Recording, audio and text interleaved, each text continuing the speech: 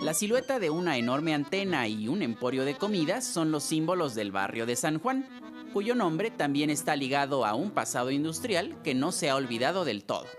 La publicidad de varias épocas es una constante entre sus calles, con una amplia galería de anuncios que nos habla de las grandes aficiones citadinas. Antes de la conquista, esta zona era conocida como Moyotlán, uno de los 4 cuadrantes en los que se dividía México-Tenochtitlan. Más tarde, en el lado poniente de la actual Plaza de San Juan se fundó el Templo de San Juan de la Penitencia, cuyo templo quedó terminado en 1711.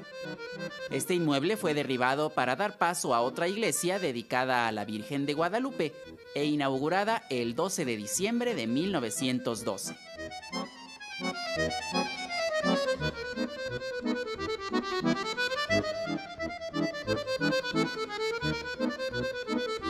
En las fotografías del evento se aprecia su aspecto original, diseñado por el ingeniero Miguel Ángel de Quevedo, que ha cambiado muy poco hasta la actualidad, conservando el diseño de estilo ecléctico, adornado con pinturas murales y un interesante órgano en la parte superior.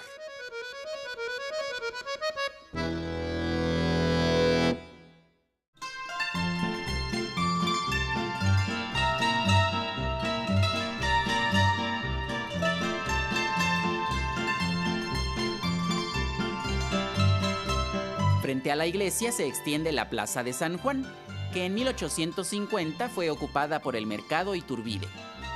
En estas imágenes de finales del siglo XIX e inicios del XX, ya había sido reemplazado por una construcción más moderna, que pronto quedó rebasada por el número de vendedores y fue rodeada por numerosos puestos callejeros. Los transeúntes se surtían de artículos diversos en una escena que aún forma parte de la vida cotidiana de la capital. Al fondo, este negocio llevaba el curioso nombre de Antiguo Valiente.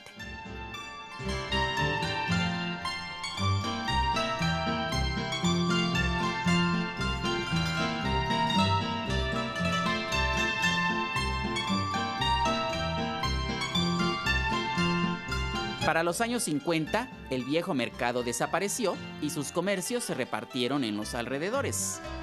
Las artesanías siguieron en la misma cuadra, dentro de un edificio nuevo, y las pollerías se ubicaron en los locales de la calle de Aranda.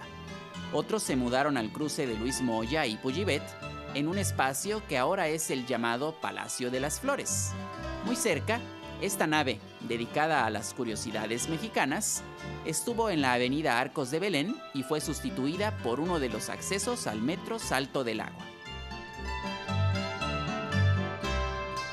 Pero quizá la sección más famosa es la de especialidades, en Pujibet 21, que ofrece platillos e ingredientes de todo tipo y procedencia, carnes y aves exóticas, pescados, mariscos, quesos, vegetales, especias y condimentos.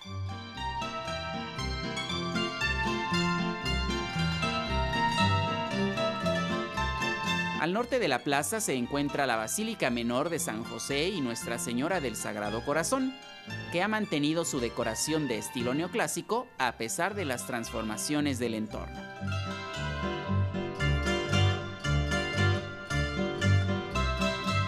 Del lado sur, esta fachada pertenecía a la fábrica de cigarros El Buen Tono, una de las empresas más prestigiadas del Porfiriato, propiedad del francés Ernesto Pujibet. En el interior, un ejército de mujeres se encargaban de elaborar los productos que gozaban de gran publicidad, incluso patrocinando viajes en dirigible. Se formó un grupo musical llamado el Quinteto del Buen Tono y además se creó una estación de radio que aún se mantiene en operaciones.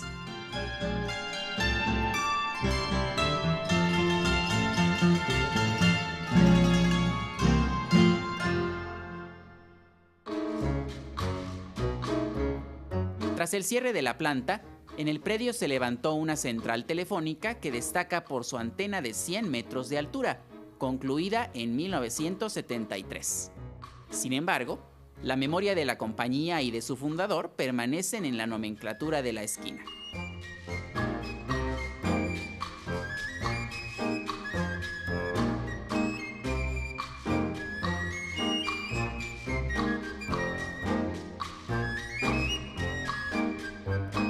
La arquitectura de este rumbo muestra las huellas de distintas etapas, con edificios de corte neogótico, como la Sexta Inspección de Policía en la esquina de Victoria y Revillagigedo, que fue planeada por Federico Mariscal en 1906.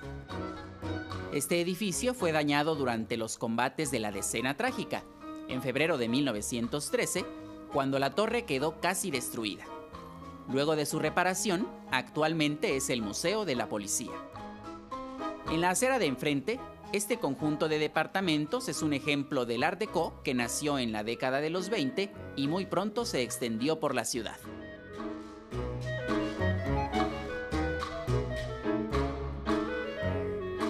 Otro símbolo de la misma corriente sobrevive en Revillagigedo e Independencia. Es el antiguo cuartel central de bomberos, obra de los arquitectos Guillermo Zárraga y Vicente Mendiola, que abrió sus puertas en 1928 e integra algunos motivos prehispánicos en su decoración. Ya en el nuevo milenio se convirtió en el Museo de Arte Popular.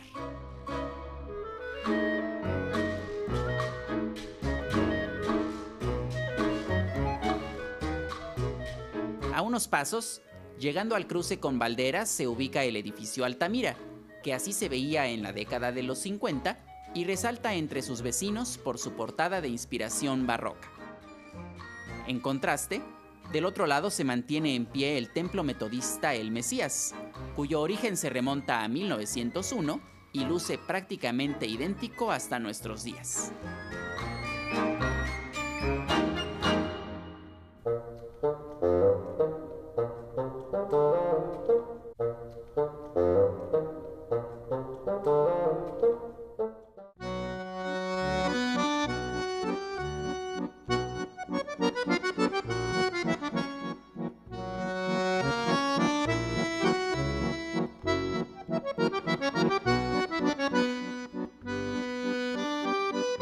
Lo que ahora es una transitada ruta del metro y del metrobús también guarda fragmentos de una larga historia.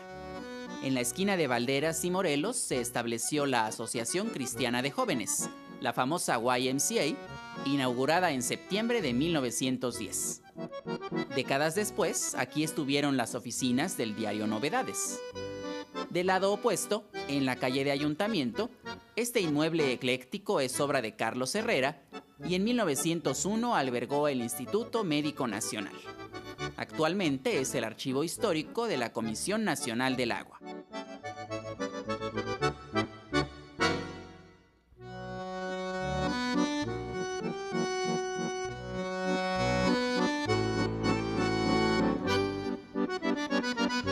En el extremo sur de la avenida, el Jardín de la Ciudadela luce en el centro una estatua de José María Morelos, inaugurada para conmemorar el centenario del sitio de Cuautla en 1912.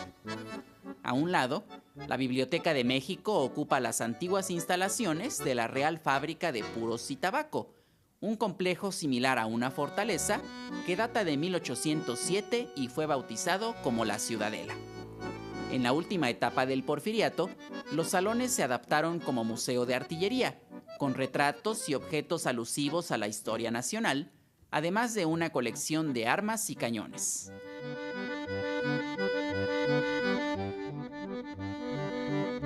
Para 1913, este fue el epicentro de la revuelta que derrocó al gobierno de Francisco I. Madero, conocida como la Decena Trágica.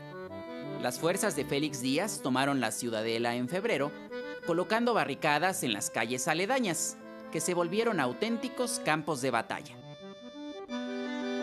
Las balas alcanzaron la pulquería La Fronteriza, que estuvo en Valderas y Pujibet, y como detalle curioso lucía un anuncio del Buen Tono junto a la puerta. En la actual calle de Artículo 123, las víctimas del fuego cruzado yacían junto a los rieles del tranvía. Llevó meses reparar los daños en el entorno urbano, aunque las fracturas en la sociedad fueron más profundas.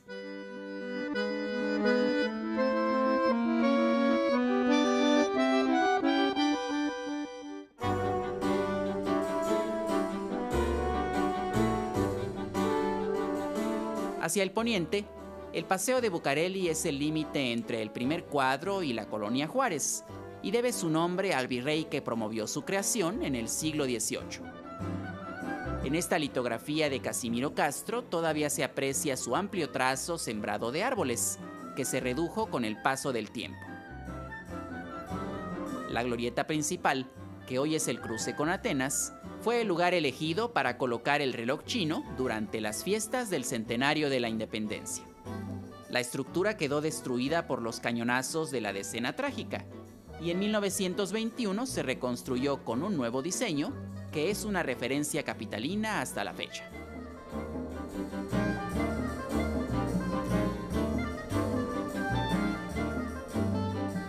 Del lado sureste, el edificio Gaona ha atestiguado innumerables sucesos desde 1924, cuando fue planeado por Ángel Torres Torija con un peculiar estilo neocolonial. A una cuadra, en Emilio Dondé y Enrico Martínez estuvo la vieja Escuela de Comercio y Administración, construida en el Porfiriato, que más tarde dio lugar a la vocacional número 5 del Politécnico.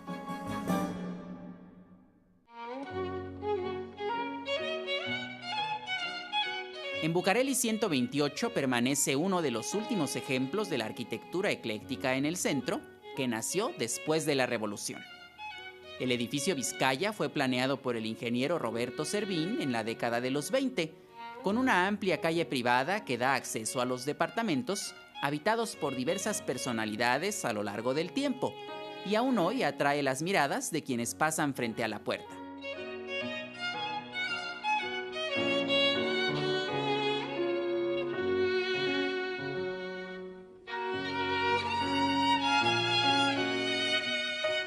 La calle de Lucerna es la entrada a la vecina Colonia Juárez, donde las grandes residencias contrastan con los edificios de oficinas que caracterizan al Paseo de la Reforma. Además de las protestas y manifestaciones que la identifican recientemente, Bucareli también es el hogar de negocios tradicionales.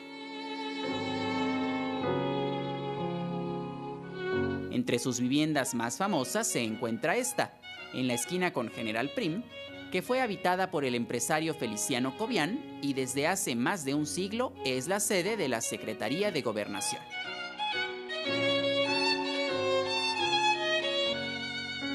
En el cruce con Turín, este conjunto habitacional fue construido por el Buen Tono en 1912 y en él quedó plasmado el diseño creado por Miguel Ángel de Quevedo, dividido en 3 calles interiores que fueron bautizadas como las marcas de la cigarrera: Gardenia, Mascota e Ideal.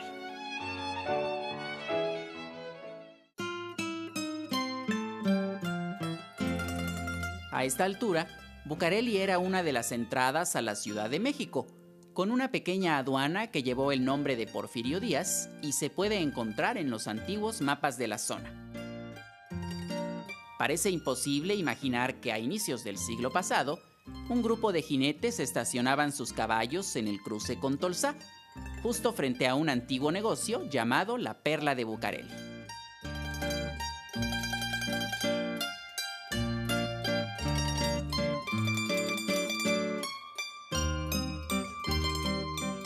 En la década de los 30, con el crecimiento de la urbe y el incremento en el número de vehículos, surgieron varios proyectos viales que modificaron el rostro del primer cuadro. Entre los más importantes estuvo la avenida 20 de Noviembre, que se abrió paso a través de antiguos callejones para conectar el centro con las colonias ubicadas al sur, creando al mismo tiempo un moderno corredor comercial. Hasta entonces, El primer tramo era un estrecho pasaje conocido como la Callejuela, que se extendía a un costado del ayuntamiento y terminaba en la actual Venustiano Carranza. En este cruce, esta construcción fue demolida para ajustarse al nuevo trazo. En su lugar se levantó un edificio de estilo Art Deco, planeado por Enrique de la Mora, que aparece en imágenes de varias décadas, en blanco y negro y también a todo color, siempre acompañado por la silueta de la catedral en el fondo y también por su vecino de enfrente. Se trata de una tienda de larga tradición en la ciudad, cuya historia se remonta a 1891, aunque el inmueble que hoy vemos fue diseñado por el arquitecto francés Paul Dubois en 1921, ya que su antecesor había sido destruido por un incendio. En la acera opuesta sobrevive el Templo de San Bernardo, cuya construcción se remonta al siglo XVII y que no escapó a los grandes cambios. Una de sus portadas fue girada 90 grados para alinearse con la nueva avenida.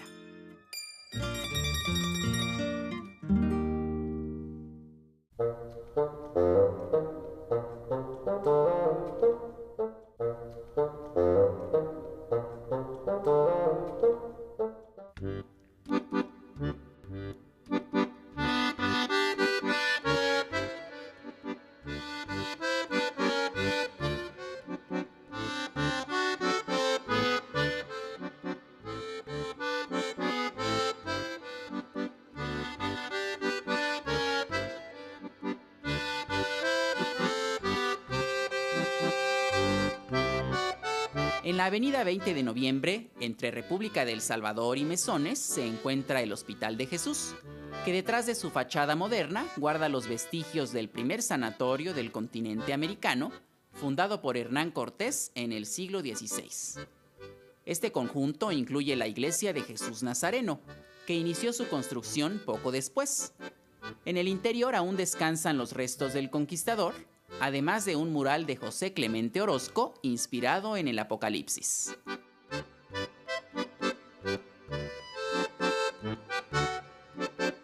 A esta altura, 20 de noviembre absorbió la Cerrada de Jesús, que solo llegaba hasta Mesones, como se puede ver en esta toma cercana a 1930, donde destaca el edificio que albergó los baños de San Felipe.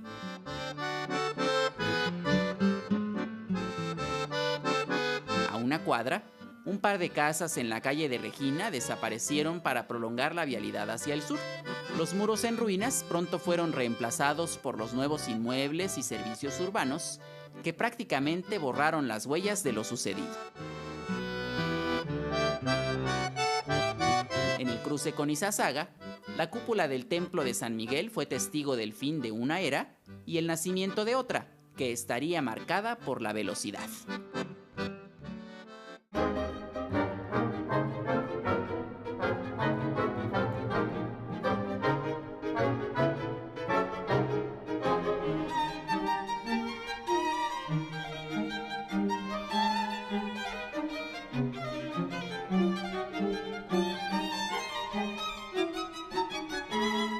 Muy cerca, en 20 de noviembre y Fray Servando, la capilla de la Concepción Tlaxcoaque data del siglo XVII y fue el centro de un pequeño barrio cuyos límites se perdieron con la creación del entorno actual.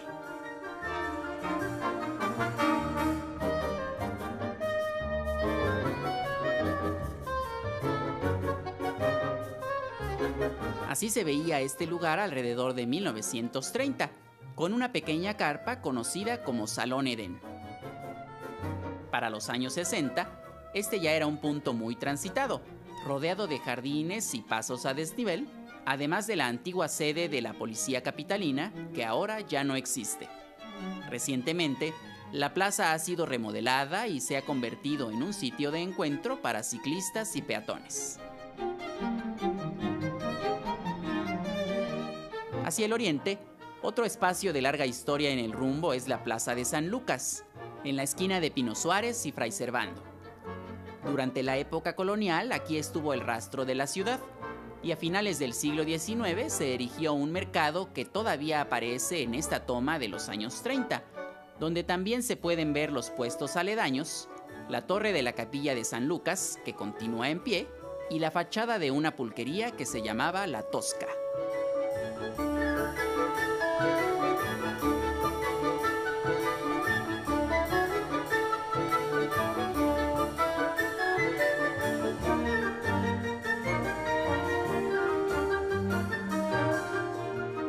Más tarde, en este cuadrante estuvieron las torres de oficinas del conjunto Pino Suárez, uno de los rostros más visibles de los sismos de 1985. La avenida Pino Suárez conserva el trazo de la calzada que comunicaba a Tenochtitlan con Iztapalapa. En la década de los 50 fue ensanchada, cambiando por completo su aspecto. Poco antes, esta cervecería y otros negocios conformaban el paisaje cotidiano frente al anuncio del famoso Cine Cairo.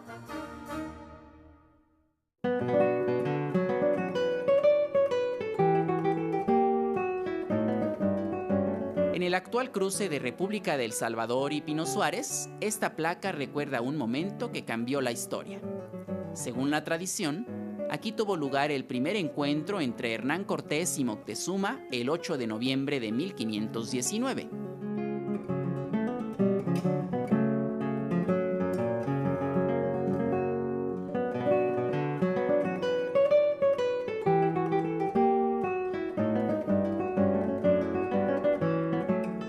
Cruzando la calle se ubica la Casa de los Condes de Santiago de Calimaya, obra del arquitecto Francisco Guerrero y Torres, que incluyó en la esquina una piedra tallada del Templo Mayor. Desde 1964, este palacio alberga el Museo de la Ciudad de México. Uno de sus primeros atractivos fue esta maqueta que reproducía las avenidas y los edificios de la capital.